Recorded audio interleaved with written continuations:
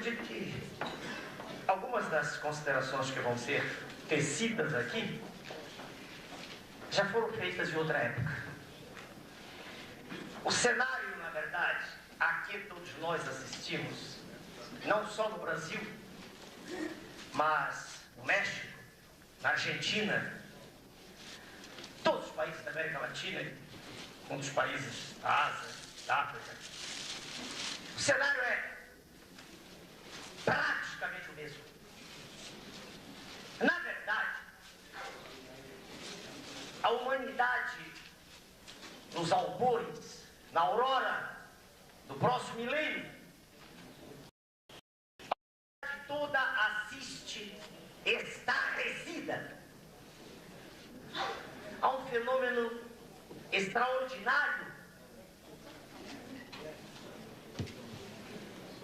a um fenômeno inédito em escala mundial, que faz com que se movimentem diariamente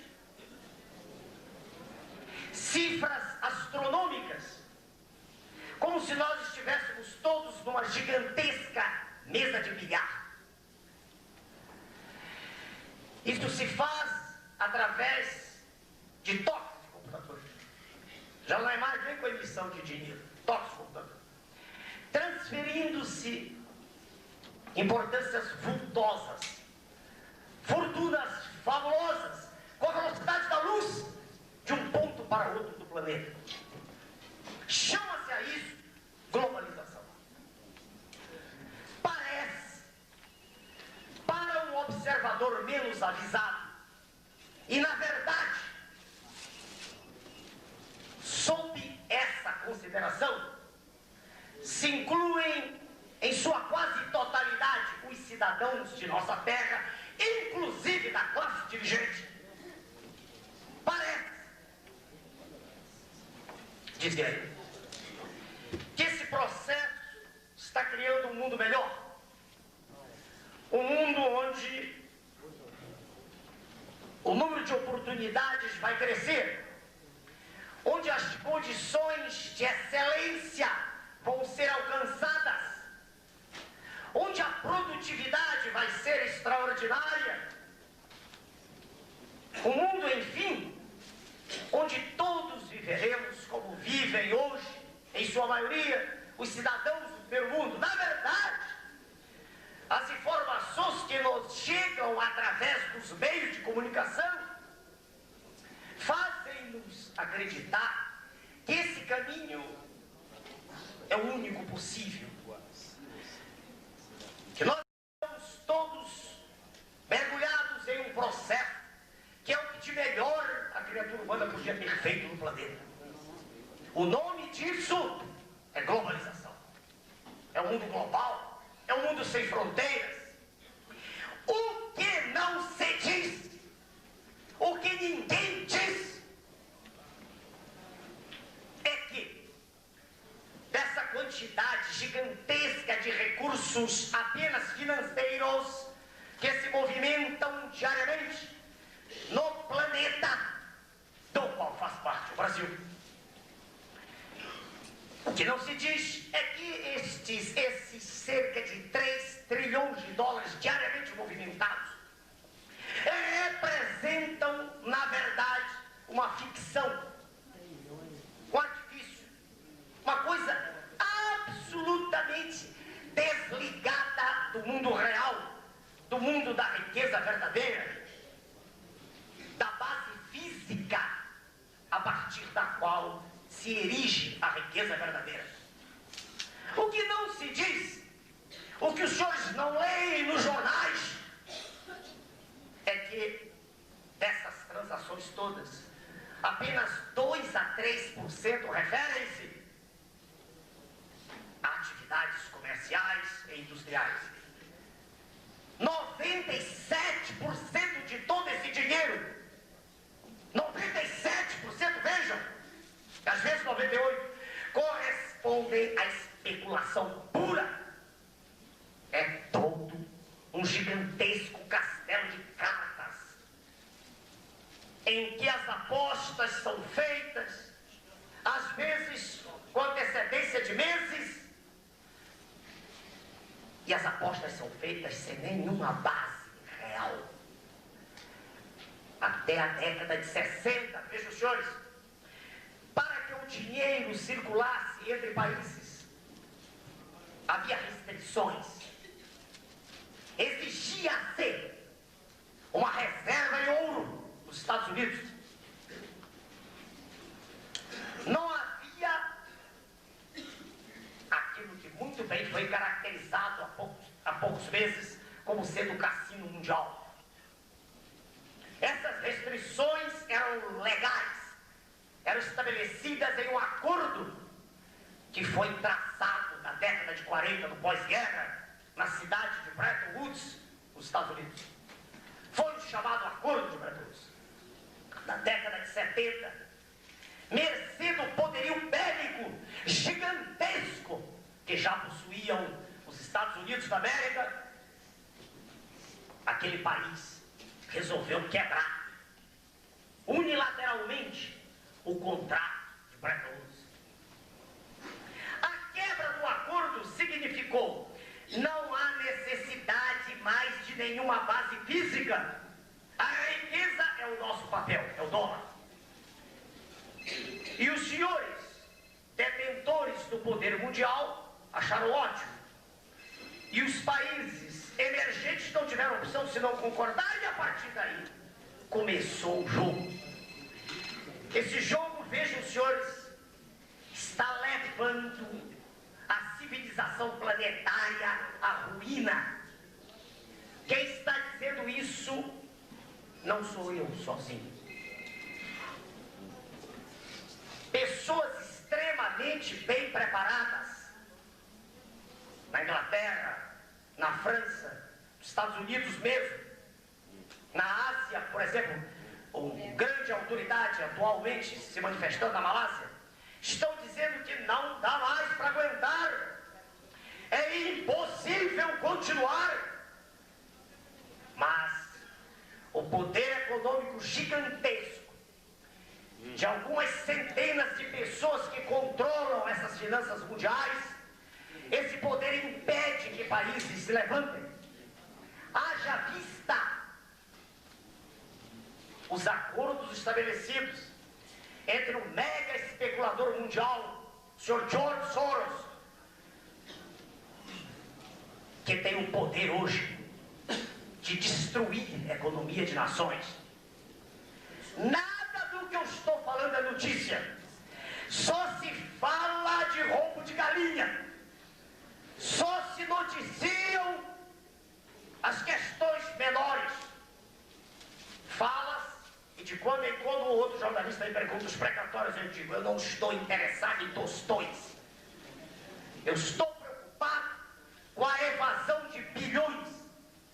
É a partir do assalto cínico feito às claras e com aplauso da imprensa, assalto oficial.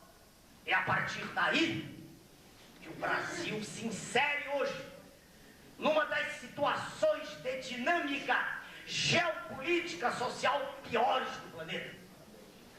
É a partir do fato de nós pagarmos mensalmente cerca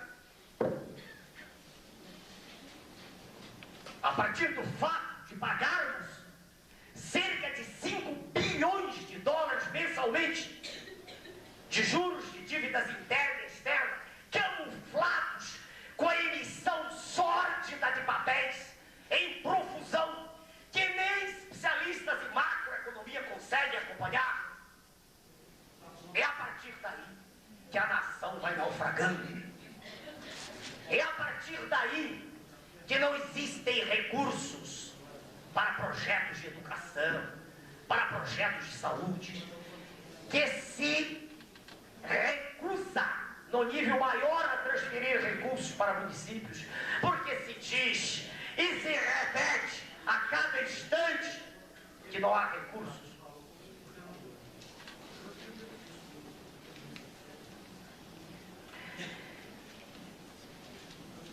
Na verdade, o processo que aí está é um processo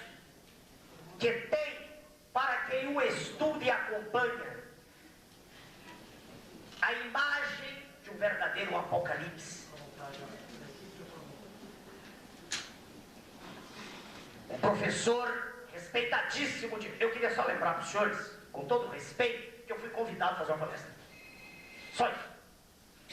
Quer dizer, se o que eu estou dizendo não tem importância, eu me retiro do ambiente. Eu fui convidado.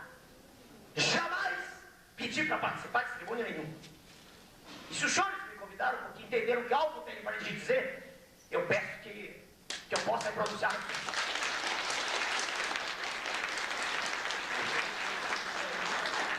Eu pediria, para melhor entendermos o que está sendo colocado pelo Dr. Enéas, que desliguem, por favor, os celulares. Já desliguei os meus, senhores.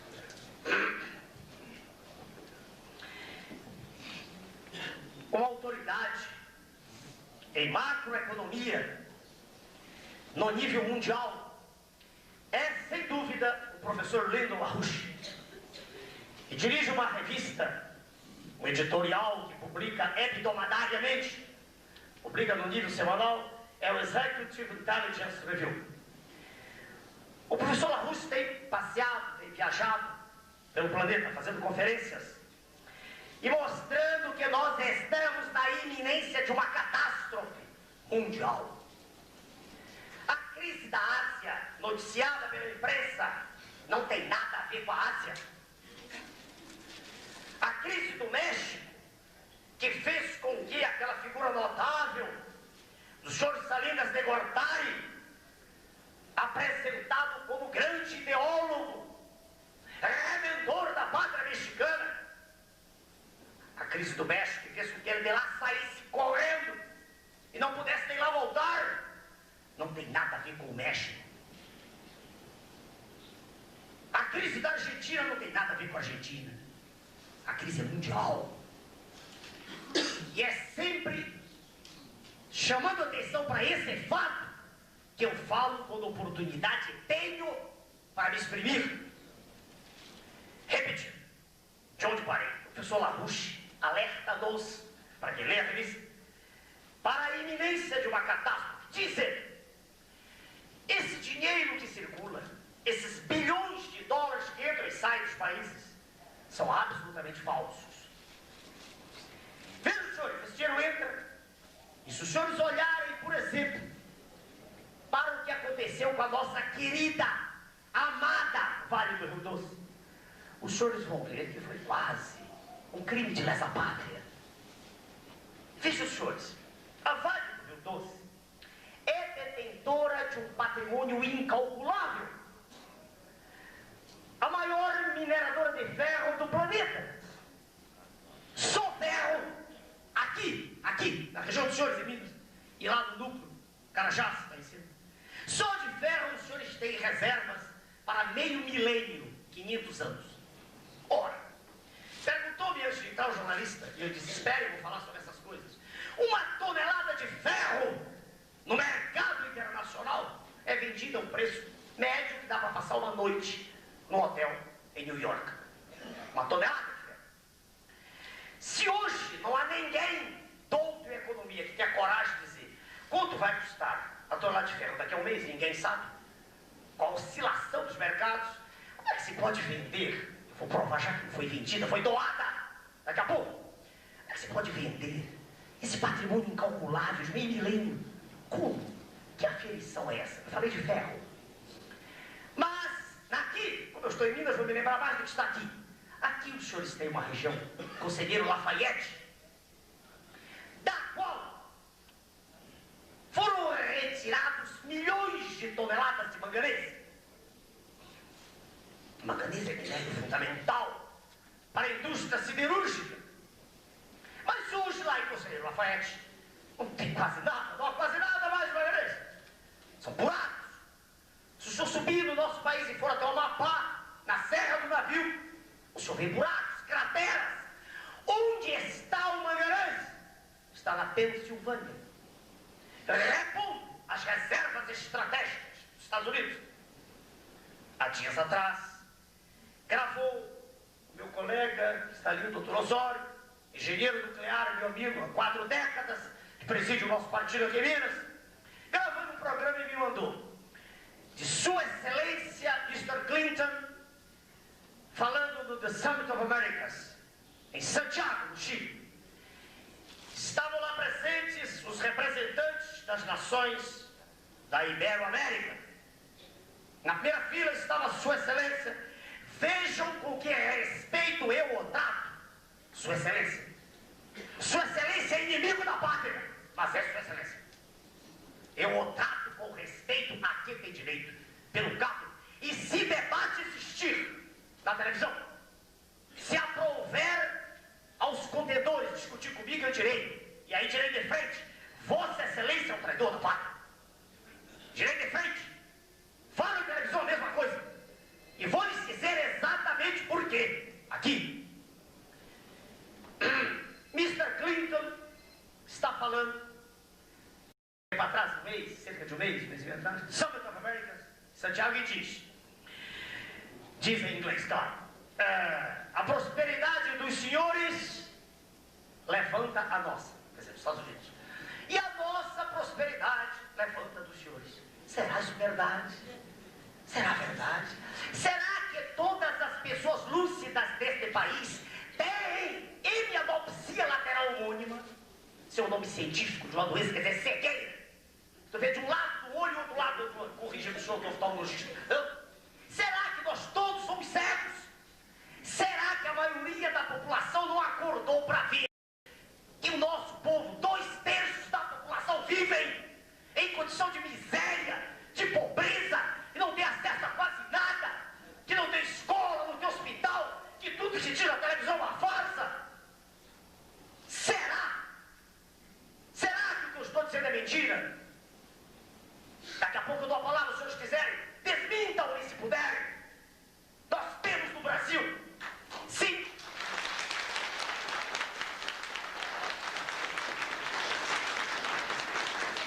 nós temos no Brasil 5 a 6 milhões de pessoas com doença de Chagas, com a tripanosomias americana.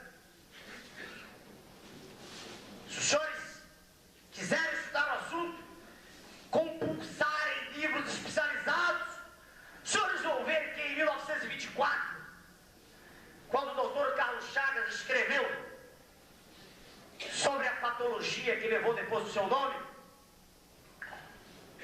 a figura egrégia do professor Carlos Chagas, ao descrever a doença, ao fazê-lo, disse que não havia tratamento. Como aqui hoje é uma questão em aberto. A doença de Chagas invalida e mata. A doença de Chagas é produzida pelo gene, pelo Trypanosoma cruzi, o parasita, mas é transmitida por um inseto que em linguagem comum nós chamamos o barbeiro. Escrevia em 1924 a figura ínclita do professor Carlos Chagas. Escrevia, eu já li o texto, no original, ele dizia assim: não sabemos como controlar essa doença, mas sabemos como evitá-la.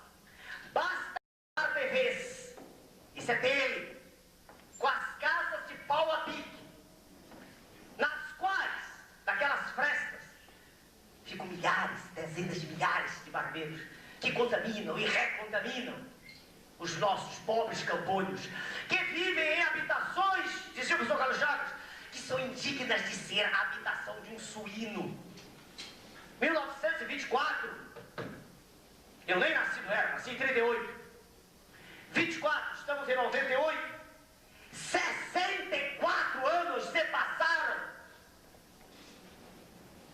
64 anos, mais de meio século.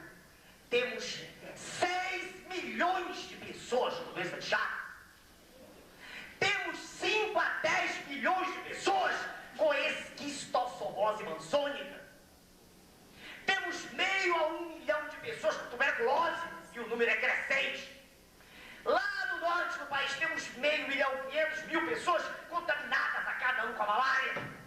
Temos 1 milhão de pessoas contaminadas com o vírus da AIDS, que cresce, segundo a fórmula Y igual a C elevado a X, cresce exponencialmente. Sem controle, com propagandas imbecis em televisão que incitam muito pessoal do que a prevenção.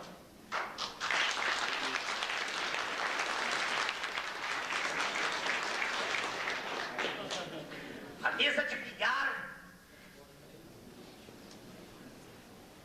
de bilhar em que se transformou o planeta não foi feita assim por acaso. Não! Como eu tenho tempo para me exprimir, eu estou explicando com detalhes aquilo que é dito de maneira meteórica, numa fração infinitesimal de tempo, que serve apenas para despertar a indignação e o afeto pessoal dos meus compatriotas brasileiros que já acreditam em mim. Tá?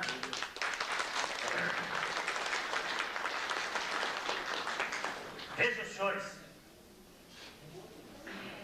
na mesa de bilhar, como eu lhes disse, giram fortunas. E essas fortunas parecem reais, parecem dinheiro vivo. E com elas, vejam agora, é que se compram as riquezas dos países em crescimento. É com esse dinheiro falso, que não tem correspondência bionívoca com o mundo físico, que não tem lastro nenhum desde a década de 70, é com esse dinheiro, vejam, que se compram as riquezas. Por exemplo, voltemos a Vale. Não posso falar de todo o processo de privatização, ele exige horas. Deixemos para trás a siderúrgica nacional, o gigante nacional. Deixemos para trás a Usiminas daqui, quer dizer, quando eu digo daqui, quer dizer, sediada aqui. Tudo é nosso, o Brasil é um só. Está na hora de pararmos com isso. Estamos todos falando a mesma língua, meus senhores. Minha mensagem para os senhores é nacional, é para o Brasil, para todo o nosso povo. Mas deixemos a siderúrgica nacional, deixemos a Excelsa do Espírito Santo, que foi pedida por um valor que deu para pagar 2 dias de juros. 2 dias. A Excelsa. Dias. Vamos desenvolver um pouco mais a nossa Vale do Rio Doce. A Vale do Rio Doce foi vendida por 3,338 bilhões de dólares. 3 bilhões e 308 bilhões. No dia do fenômeno de doação, batizado de privatização, naquele dia, cruzaram os céus do continente brasileiro. Sim, eu estou dizendo a propósito, continente, porque nosso país é um continente. Cruzaram os céus do continente brasileiro aviões a jato, os senhores se lembram, de norte a sul, de leste a oeste, e todos que assistíamos ao fenômeno ficamos impressionados. Mas que interesse tão grande é esse da privatização? O que se esconde por trás disso? Nós já conhecíamos o assunto, já tínhamos estudado. Meu Deus, como se engana uma população? Dizia-se, o Estado tem que ser eficiente, tem que se livrar da Vale. Mas a Vale dava lucro. Havia mais de 1 bilhão. Se os senhores comparassem a estrutura brasileira com a subsidiária, 1 bilhão. Por quê? Tem que se tornar mais eficiente, diziam. Mas ela era respeitada no mundo inteiro. Qual é a razão? As SUS tinham sido movidas contra a privatização. Nós mesmos, do nosso grupo, havíamos movido ações até na Procuradoria-Geral da Justiça Militar, porque a simples tentativa de alienação do solo pátrio é considerada crime no Código Penal Militar. Mas aqueles senhores, pagos pelo erário público, conseguiram deter, bloquear todas as ações. Todas. E a Vale foi entregue. Voltemos ao processo agora. O que a Vale tinha além do ferro de que te falei? Vamos falar de um minério. Mais uma vez em Minas. Aqui. Eu não sabia que ia falar esse tempo grande. Então, o que eu estou falando, o senhor deve estar na minha cabeça. Eu pensava que ia ser 3, 5 minutos, não tinha ideia. Quando me disseram, tem um tempo ótimo. Vamos mostrar para os senhores que estão nas suas cidades do interior e que não têm acesso à informação. Vamos mostrar para os senhores a verdade que não aparece nos jornais. Vamos mostrar. Aqui na região dos senhores, aqui, certo? Na região de Araxá, os senhores têm, era a maior, que agora na Amazônia descobriram outra, eu não sei se é aqui. Com os meus dados, era a maior reserva de nióbio do mundo. Nióbio. Claro, os meus ilustres prefeitos, eles não são obrigados a saber disso. Não se exige isso. Nióbio é um metal estratégico. É chamado, em geopolítica, o metal do próximo século. Os senhores terem ideia da importância do nióbio, é com ele que se fabricam os aviões supersônicos que cruzam os céus do mundo. Sem nióbio, não há avião supersônico. Aqui está a maior riqueza do planeta em nióbio. Poder-se-ia até criar uma moeda nossa própria, não atrelada a dólar, lastreada em nióbio, se o quiséssemos. Se força existisse no governo, não, força e vontade para fazer isso. Libertação do nosso país. Vejam, vejam, o nióbio é vendido a um preço que talvez seja inferior ao cacho de banana no exterior. Agora é interessante, na hora, um mês antes da Vale, perdão, uns 4 a 5 meses antes da Vale ser privatizada, uma figura egrégia no cenário do conhecimento geopolítico nacional, uma figura que não aparece nos jornais, é um almirante, Alberto Campos Silva, que inclusive não é do nosso partido, existe uma vinculação partidária. É um homem preparado, e eu cito todas as pessoas preparadas, independentemente de partidos em que estejam. Isso interessa? Esse senhor fez uma análise num jornal militar, chamado Ombro a Ombro, um jornal que tem 10 mil exemplares, e fez uma análise circunstanciada do que a Vale detinha e detém de riqueza. Mostrou, por exemplo, que o titânio, elemento fundamental para ser isolante, para funcionar nas caldeiras, como isolante térmico, as caldeiras em que se dessaliniza a água do mar. De titânio nós temos a maior riqueza do planeta. Só em uma região que eles chamam Chavinela, na Amazônia, só lá existe mais titânio do que no mundo inteiro. Os senhores dizem, não, já ouvi falar da ilmenita e rutilo, é verdade. Ilmenita e rutilo são as formas minerais que o titânio existe lá fora. Mas aqui descobriu-se o anatásio, com a riqueza de titânio que não existe em lugar nenhum do mundo. Isso não saiu em jornal nenhum do Brasil. Lá fora, na península do Labrador, há pouco tempo atrás vendeu-se uma mina de níquel, uma mina. Não é uma Vale de Rio Doce com centenas ou milhares de minas, não, uma mina. Vendeu-se a International Nickel Company, fez questão de fixar preço, 5 bilhões de dólares, uma mina. Aqui, a Vale de Rio Doce com titânio, com nióbio, 4 de primeira qualidade, com manganês, com ferro, com cobalto, com bauxita, etc.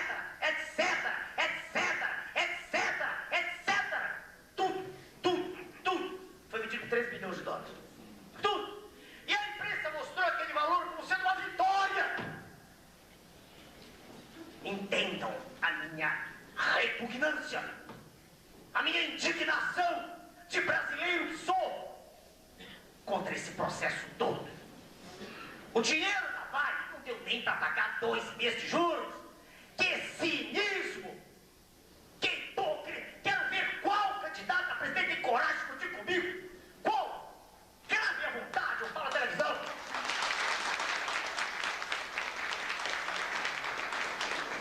Fala na televisão, fala em qualquer lugar. Característica que eu não tenho medo. Nunca tive.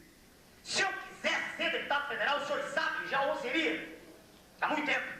Tive quase 5 milhões de votos. Aqui na terra dos senhores, tive meio milhão de votos. Sem nunca ter feito 94 uma palestra. Nunca vi aqui. Quer dizer, tive passagem, falar comigo outro. Tive 96, tive feito isso aqui. Eu passei para a capital, só pelo contato, porque a população percebe pelo menos a sinceridade. Os senhores dirão, o que o senhor tem com o deputado? Nada com o deputado, só que não tem força para mexer. Como os ilustres senhores prefeitos não têm força. Nenhum dos senhores pode mexer nisso de que estou falando. Nessas questões maiores, só mexe o presidente da República. Só ele tem poder para isso. Tudo o mais é conversa fiada.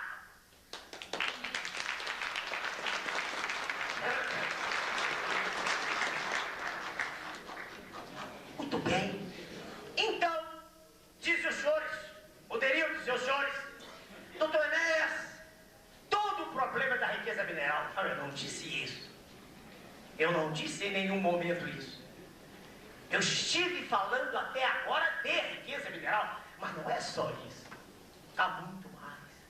A riqueza mineral é incalculável. Por exemplo, os microcomputadores, todos os computadores, os microcomputadores utilizam quartzo. Quartzo. Quartzo existe no planeta, é só que aqui, o nosso quartzo tem um grau de impureza que chega a 10 elevado a menos 11. É o melhor quartzo do mundo. Ele é vendido quase que como lastro. Lastro. Peso. Vale nada. Mas vamos ser um pouquinho da riqueza mineral. O Brasil detém, senhores, o maior contingente de água potável do planeta. Água de beber. Nós temos no Brasil 21% da água de beber. Os senhores dirão, que importância tem isso? Claro que tem importância. Os Estados Unidos já estão dessalinizando a água do mar. São previstas guerras no próximo milênio por causa de água potável. O Canadá, país sério, país cujos governantes pensam na sua população, quando assinou aquele tratado, Canadá, Estados Unidos e México, os dirigentes canadenses disseram, não, água não, podem ler lá o tratado. Água não. E eles não são como nós, os maiores, eles são o segundo do planeta, não se mexe na água. Ninguém negocia o que é estratégico. Nenhum dos senhores vai abrir mão de um pedaço do seu corpo. O senhor pode tirar um olho seu e doá-lo, por amor, mas o senhor jamais venderá o seu olho. Porque o seu olho faz parte da sua estrutura corpórea. Ninguém, nenhum país que se respeite e que possa e tenha coragem para se pôr, vai vender a sua estrutura estratégica, vai vender companhia de mineração, vai vender o sistema todo de comunicações a troco de quê? Entregar o controle das telecomunicações brasileiras em mãos alienígenas. E os senhores dirão, mas são brasileiros? Não são. Também a Vale foi comprada por um consórcio chamado Brasil, entre aspas. Dever-se-ia ter escrito com Z, porque atrás do consórcio estava a figura do Sr. George Soros, que é apresentado em revista internacional como um dos indivíduos mais interessados na legalização de drogas no planeta. Eu disse em programa de televisão, o que está por trás é o narcotráfico. Claro que não se pode provar, mas todas as evidências apontam nesse sentido. E há uma riqueza de que eu quero lhes falar, a penúltima, que me impressiona. E me impressiona mais do que tudo porque não vejo discussão sobre isso. Eu vejo candidatos à presidência da República falando, desculpe, de buracos de rua, falando de coisas que não vão resolver os problemas nacionais. Nós temos no Brasil, além daquelas coisas de que já te falei, a maior riqueza em floresta tropical do planeta. Não estou falando só para cortar árvores, não, para a indústria de madeira, nada disso.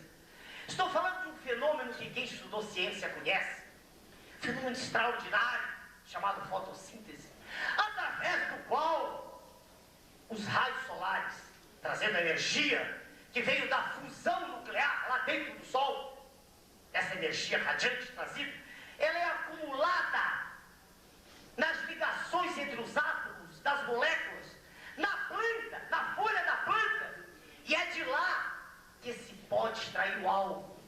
A cana-de-açúcar, projeto pioneiro do Brasil, é de lá que se podem extrair os óleos, que com certeza vão substituir os derivados do petróleo no próximo milênio. Se os senhores olharem para a extensão florestal do Brasil, os senhores vão entender por que existe tanta gritaria lá fora a favor da Amazônia. Não é a favor do bem da Amazônia, é a favor dos bens da Amazônia. Na verdade,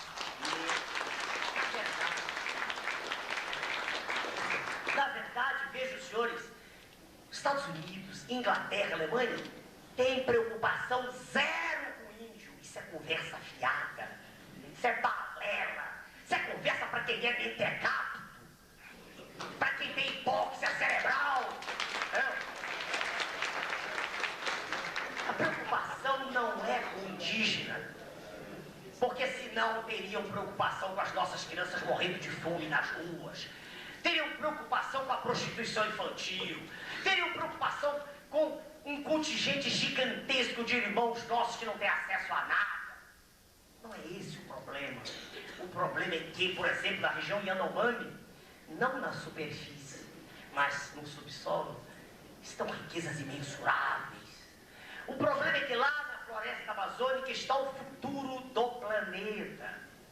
É de lá que sairá a cota energética que movimentará o mundo. Isso é que está escondido por trás da gritaria ecológica. Essa é a verdade cruel, porém única possível de ser defendida. O que se quer, o que se pretende, vejam os senhores, falando em liga-trompa das nossas jovens mulheres pobres, estimulando o aborto. O que eles querem, o que eles desejam, é que a população brasileira seja reduzida cada vez mais. Para que dessa superfície enorme, nela, exista apenas um contingente pequeno, incapaz de defender sua própria pátria. Reparem como o projeto arquitetado é macabro. Desmoralizam-se as forças armadas. Discute-se a cada instante, repete-se que é despiciendo. Quer dizer, não tem importância o serviço militar. Os recursos para o nível básico de educação são pagos. Não há dinheiro. Não há dinheiro para a escola pública, não há dinheiro. Por quê? Por que se estimula tanto a especulação? Porque o dinheiro da especulação vai para um número pequeno de mãos, que são os verdadeiros detentores do poder mundial. Esse é o quadro verdadeiro que não é apresentado à população. Essa é a verdade terrível que fez com que, há 9 anos atrás, um grupo de pessoas ligadas a mim, entre elas estava o meu amigo sentado à direita, Dr. Osório, engenheiro nuclear. Logo depois, a professora Sônia. 2 dias. Meses depois, o senhor Irapó ao meu lado. Algum tempo depois, o doutor Otacílio, ali, daqui da terra dos senhores, que viram que era necessário que se levantasse uma força contra o sistema. Quando, em programa recente, aliás, tem programa, na Convenção Nacional do partido que nós dirigimos, eu disse, no meio de uma palestra desse quilate, desse jaez, vamos investir na indústria nacional, vamos investir no nosso produtor rural, vamos parar de importar alimentos, vamos privilegiar o nosso produtor, o nosso pecuarista, vamos fazer com que o leite seja vendido com lucro para o nosso pecuarista, e não que não possa ser vendido como atualmente, que quase um litro de leite, ou o preço de venda não cobre o preço de custo. Não.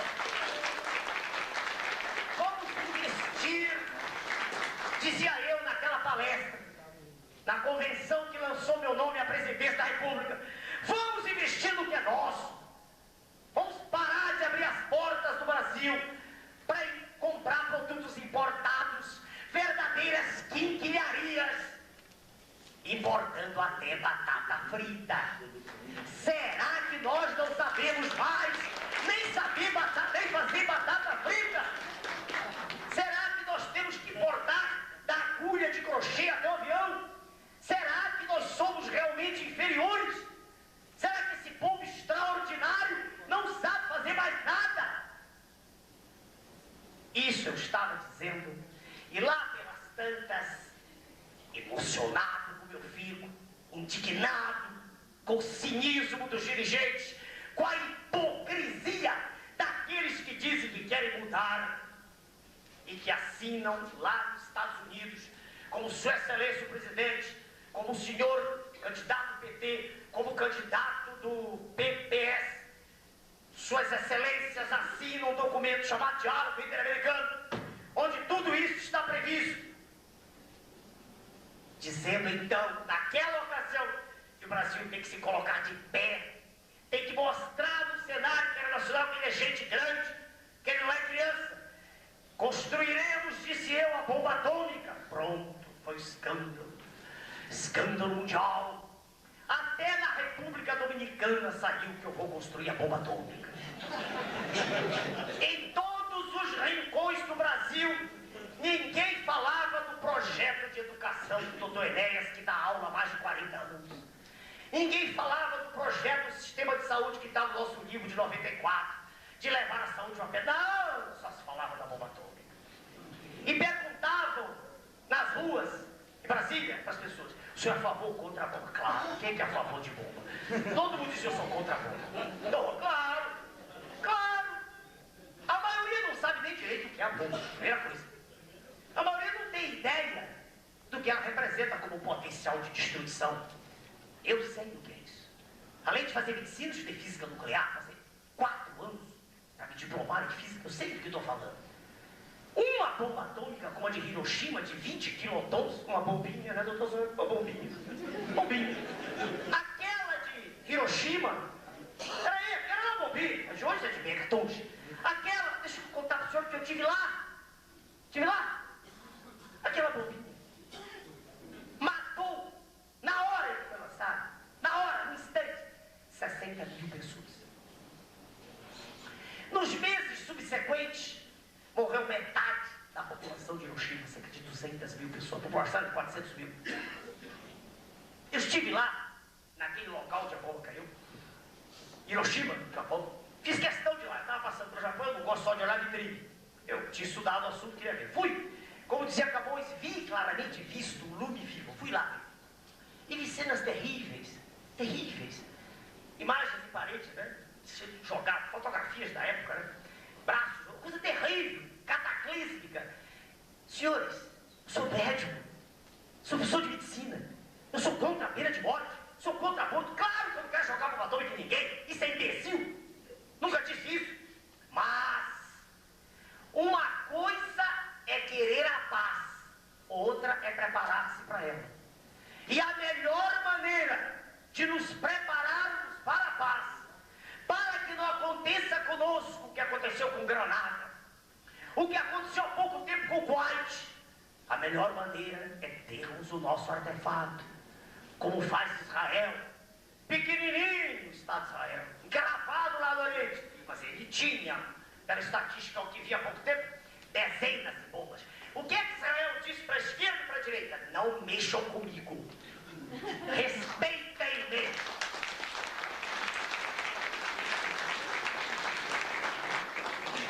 Há pouco tempo, há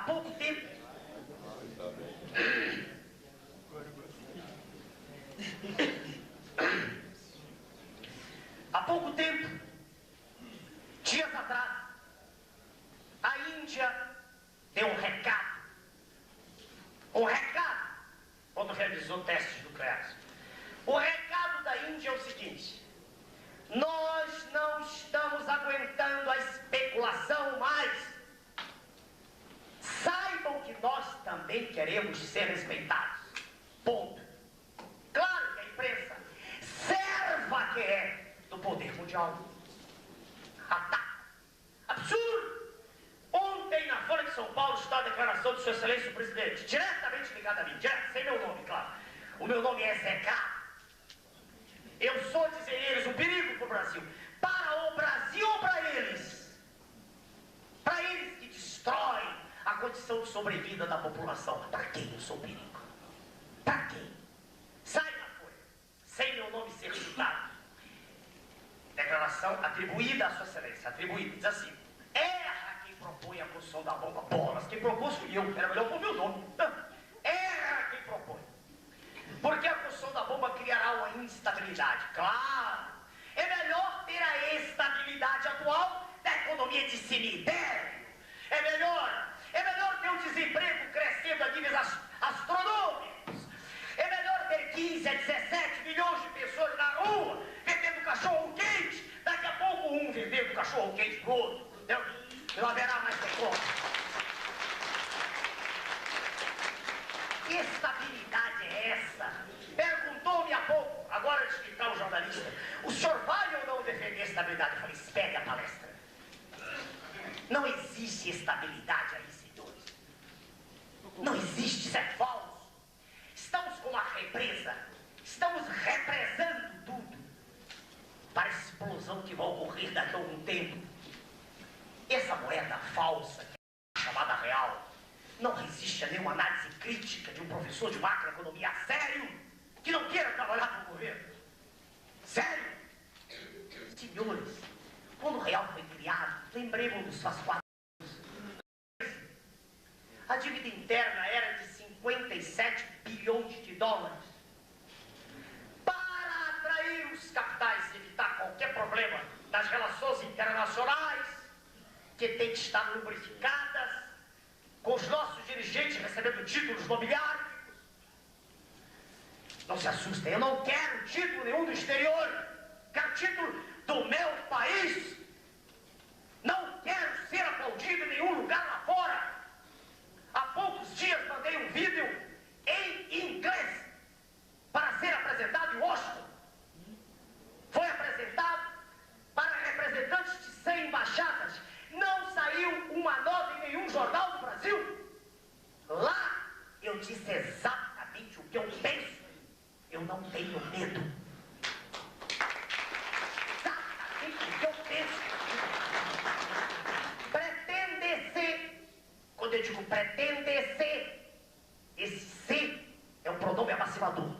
Quer dizer, isso é pretendido. Alguns países pretendem impor um novo acordo de Bretton Woods. Dizem impossível, não dá para continuar. A Indonésia disse há poucos dias, nós fizemos tudo o que eles mandaram. O que é que eles mandaram? Reformas, entre aspas. Os senhores leem nos jornais as reformas. O que são as reformas? Reforma previdenciária, que aposenta o cadáver. O cadáver. Reformas. Reforma trabalhista. Sua Excelência, o ministro do Trabalho diz, o desemprego é uma tendência, não é um fato. Claro.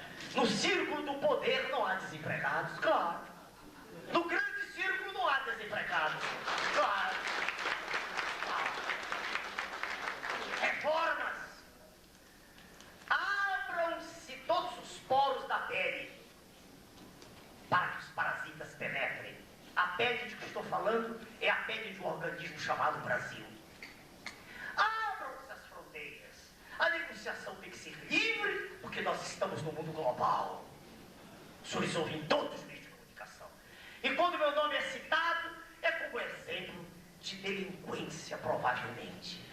Se não delinquência, porque não se pode provar que eu seja delinquente, pelo menos que é um indivíduo que não fala da maneira que os outros falam. É um sujeito que deve ter algum parafuso solto, alguma coisa assim, né? Algo assim.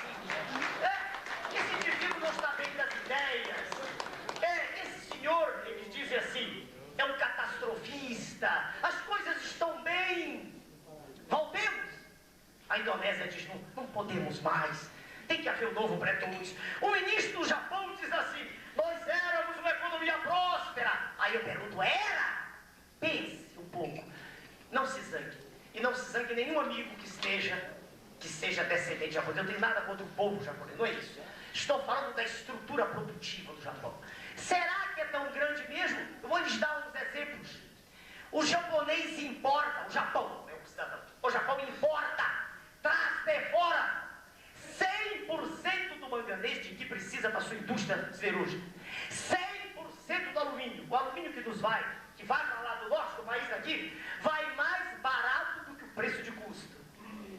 O Japão importa 100%, não vamos cansá-los. Eu vou dizer 100% e vou disparar.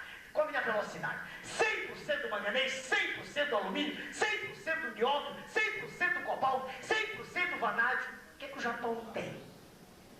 O Japão tem o glorioso povo japonês. Só tem nada. O Japão não tem energia. Não tem petróleo, não tem nada. Então, como ele não tem base física, vejam, base real, ele sofre no processo. Claro, ele tem a sua indústria grande e dinheiro.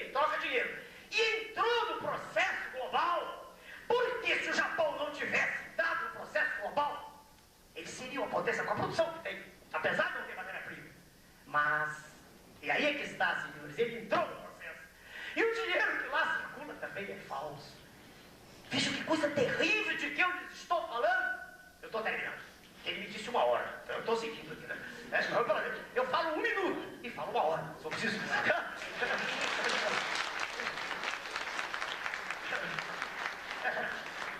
Muito bem, terminarei já. Vejam, senhores. Uma hora cansa de Enéas, né? Cansa. Terminarei já. Vejam, senhores, o que é que nós propomos. Nós, que eu estou dizendo, o nosso partido. O que é que nós propomos? Vejam.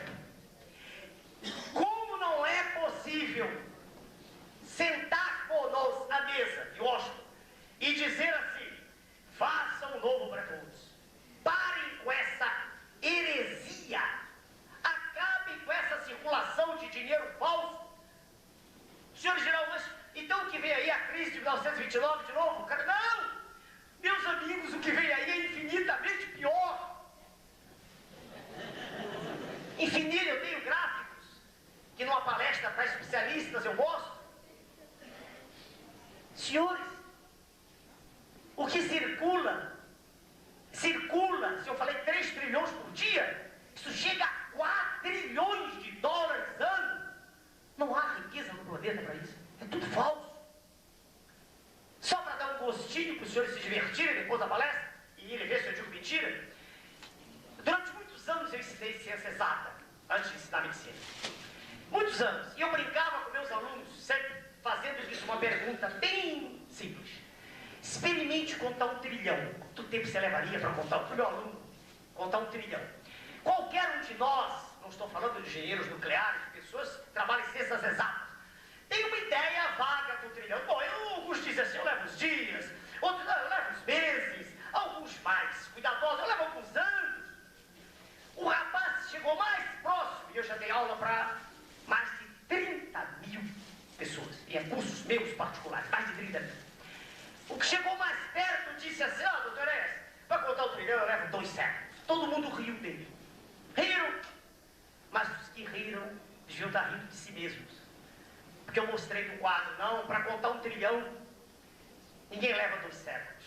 Se pudesse, veja bem, se não fizesse mais nada, se não fosse ao banheiro, se não parasse para comer, se não fizesse nada, se fosse uma máquina de contar, 1, 2, 3, de 1 em 1, só não fizesse mais nada, só contar. Um homem normal levaria, não se sabe, 20 mil anos para contar 1 trilhão. 1 trilhão. São 200 séculos. O rapaz que mais chegou perto disse 2 séculos. Ele errou por 198 séculos.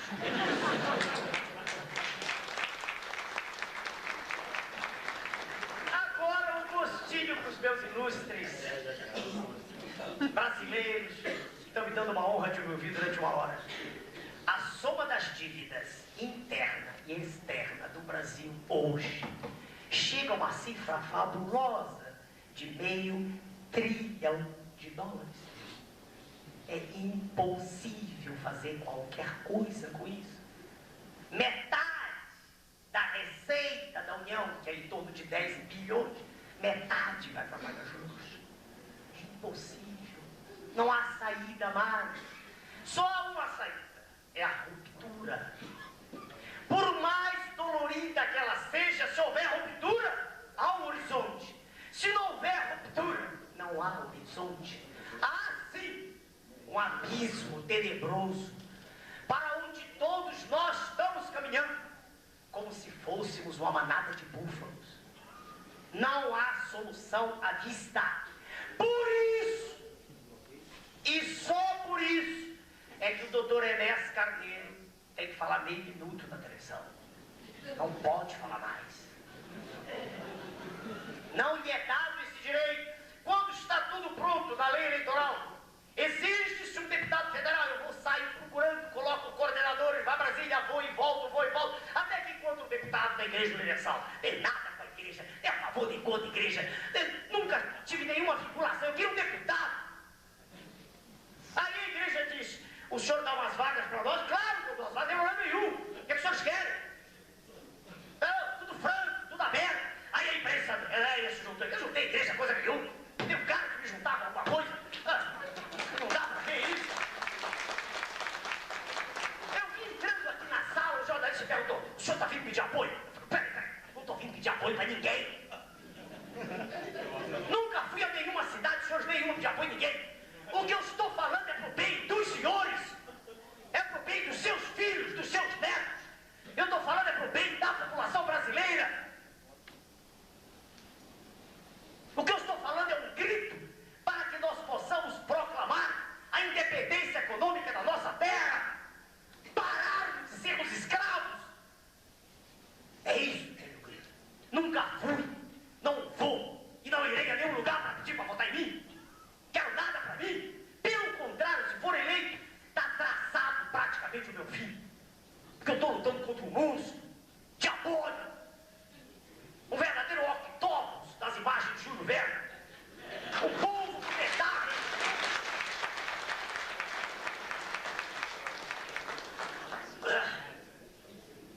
Eu quero lhes dizer, para encerrar, que eu tenho plena consciência, que a nossa população, em ouvido alerta, ela se levanta.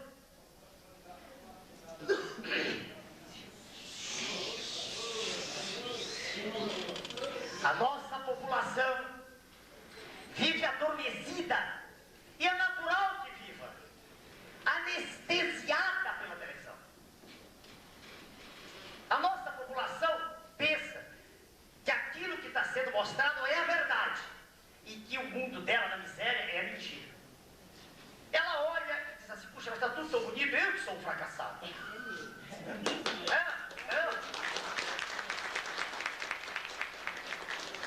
É como se existissem duas verdades. Duas. A verdade da tela, colorida, só pessoas bonitas, né?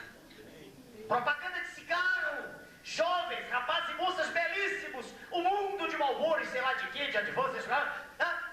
Eu digo assim: não. O mundo desses cigarros todos é o mundo do enfisematoso, do coronariopata. É o mundo do jeito que morre de infarto precocemente. Não é aquilo é falso.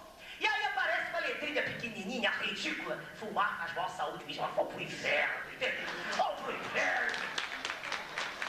Vamos parar com esse cinismo, com essa hipocrisia. Hipocrisia. Qual é a minha mensagem? 3 minutos. Minha mensagem, senhores, é que é possível não nos colocarmos de pé. Antes que alguns reclamem que é natural, se tu vai ver dificuldade. Claro que há. Claro que vai haver. Diz o meu amigo: nós precisamos de zircônio da França. Olha, vamos sentar à mesa e dizer: vamos conversar. Será que não temos nada para vender para a França? Vamos conversar. Eles precisam muito mais de nós do que nós deles.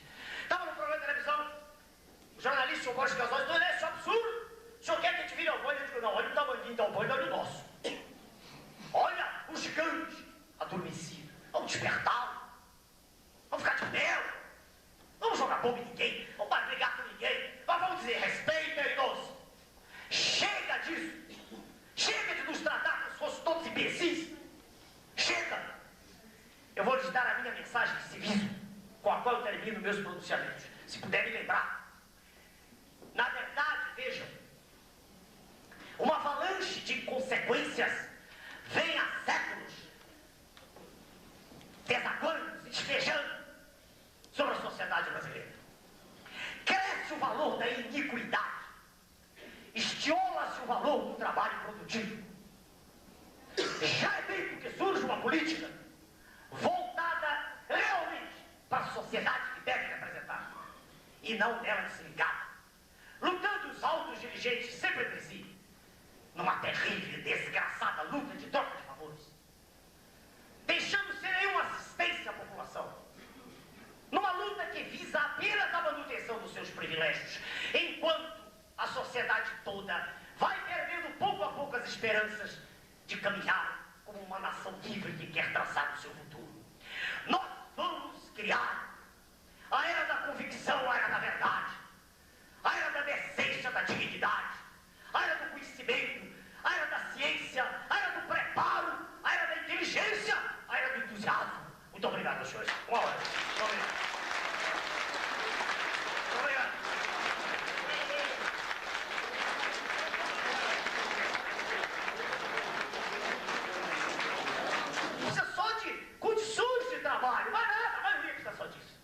Porque juros, se o senhor pegar dinheiro, desculpe, o senhor vai à falência. Não sei se o senhor já pegou e pouco. Mas se pegou na falência, os juros ninguém consegue pagar. Os juros do Brasil são os maiores do mundo. Mas me permite, doutor? Claro! Uma piadinha proferida pela minha esposa, passando na porta do Banco Brasil com a minha filha, e a minha filha disse: mamãe, ali é o Banco Brasil. Eu falei: não, filha, ali é o cemitério. Não, mamãe, está escrito Banco Brasil. Não, é o cemitério, seu pai está enterrado lá. Obrigado pela atenção, doutor.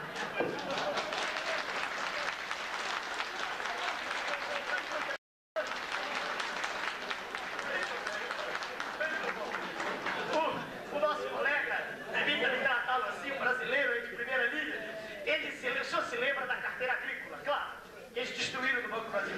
Tudo que era de bom, tudo que prestava, tudo que podia trazer alguma perspectiva foi destruído. Tudo. É dolorido como a gente vê, o senhor refletiu aqui o que é pensamento de qualquer brasileiro, como se destruiu tudo. E se destruiu às claras, dizendo que está destruído para ficar melhor. Mas então demorou 7 minutos. Alguém quer fazer uma pergunta, melhor? Alguém? Ei, senhor, vai lá. Faltam 3 minutos, capacidade de síntese. Ó, síntese. Boa noite a todos. Doutor Enéas, boa noite. A mesa, boa noite. Clodomir, vereador de Cláudio. E agora? A Vale já foi vendida. O que fazer para que a empresa privada não tome conta de todas as nossas reservas minerais? Só há uma saída. Isso os senhores também, não sei se a maioria sabe. O que foi vendido não foi a companhia toda, foi o controle. O poder de decisão. Veja que patifaria, né? Aquele valor que os senhores viram é um poder de decisão. Só há uma saída. Trazê-la de volta. Trazê-la de volta. Não tem saída. Há um senador da República, já não é nem mais senador, mas merece o cargo, merece o título. Senador que eu conheci há pouco tempo, eu o conhecia pela televisão, e eu o conheci de perto há pouco tempo, para ver um trabalho que ele fez, belíssimo, sobre as privatizações. Vejam, a Vale não tinha sido vendida ainda. Vendida, não, para com doada. Todas as privatizações tiveram questões inconstitucionais. Todas. Todas. Para trazê-las de volta, basta uma coisa: coragem. Só, mais nada. E em chegando, não tenha dúvida, voltam todas. Todas. Todas. Obrigado.